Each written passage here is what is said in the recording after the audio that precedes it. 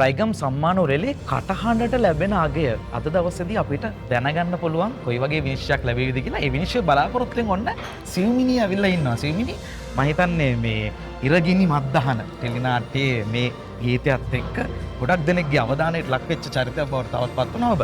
මොකද හිතන්නේ අද දවසේදී මේ සම්මාන රාත්‍රිය පිළිබඳව? ඇත්තටම හරිම සතුටුයි. මොකද මේ තමයි මගේ පළවෙනි වතාව රයිගම් ටෙලිස් වලට නොමිනේට් වෙන. ඉතින් හරිම සතුටුයි සම්මානේ හම්බුණත් නැතත් නොමිනේට් වෙච්ච එක ගැන හරිම සතුටුයි. දැන් ඇත්තටම මේ නවකීන් විදිහට මේ ශාස්ත්‍රයට කියන ශාස්ත්‍රීය ප්‍රවීණයෝ හම් වෙන තැනක් බවට පත් වෙනවා මේ වගේ සම්මාන වල වලට.